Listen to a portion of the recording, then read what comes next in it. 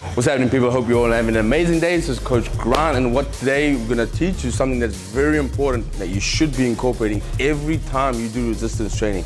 Right? There's two facets to this. One, the warm-up, which is part of basically doing movement, which is basically on your stationary bike, elliptical, or also a treadmill. The reason why you need to do at least 5 to 10 minutes of that is to get your core temperature up. What that does is allow for more blood flow and greatly reduces the risk of injury because it also warms up your performance of your muscles. What that also does is create a better elasticity in your muscle to improve performance again.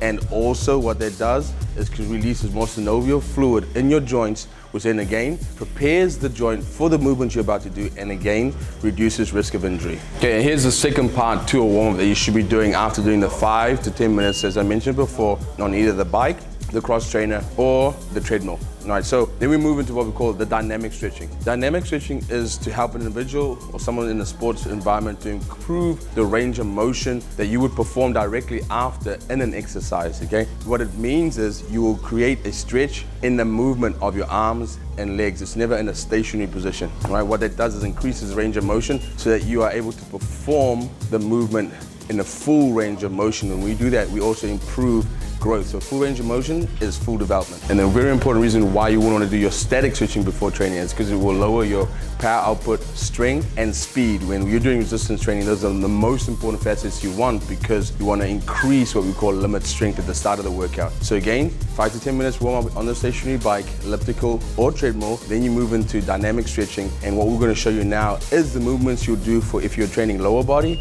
or back. So come and join us. Hey guys, Coach Grant Peterson here. What we're going to show you today is how to do the dynamic stretching for the upper body. Just before, you would have seen why we do dynamic stretching and why you do a warm-up before. Now I'm going to show you what the exercises are. And this is when you're going to do, is when you do anything upper body as well. So chest, shoulders, biceps, triceps, back, as well as any kind of hip workout as well. All right? So what we're going to start first is the trunk movement. So you're just standing in one position, feet shoulder width apart.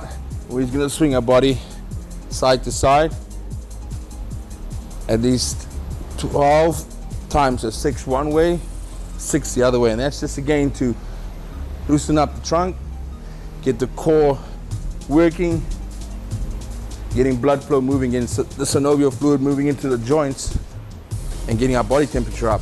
After we do that, we're gonna warm up our shoulder joint by one arm at a time, 6 rotations forward and 6 back. All right, other arm.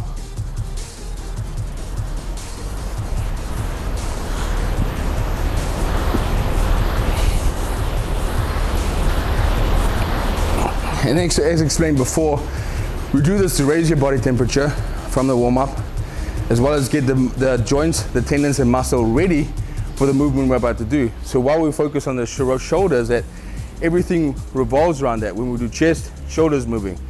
When we do back, your shoulders moving. Okay, so it's important to get that joint warmed up. All right, now we go forward and backward. 1, alternating the arms from bottom to top.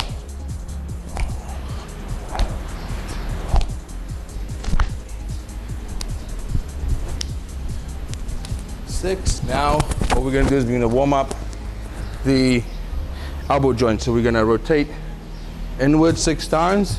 2, 3, 4, 5, 6. Out. 1, 2, 4, 5, 6. Then loosen up our wrist.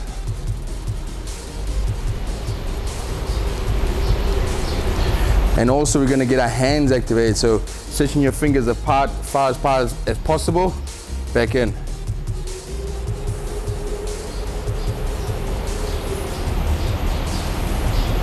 Again, with each one of these, do at least 6 one side, 6 the other side, so a total of 12. All right.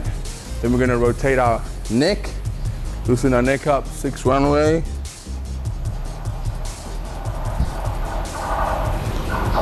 And the opposite.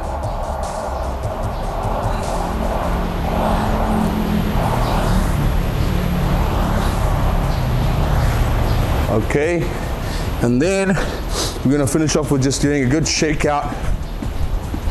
This just gets everything in place and in balance.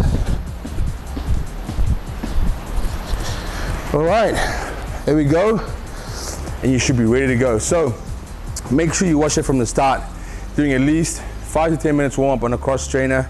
If we're doing upper body, lower body, or stationary bike. Stationary bike really just if you're gonna do a lower body. So ideally, try and stick to the cross trainer or the elliptical, right?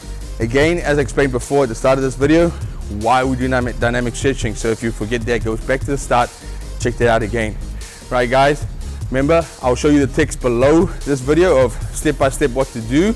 So check that out as well. If you like this video, please subscribe as well as comment. And I'll see you guys later. Have a beautiful day. From me, Coach Grant, spread the virus of love.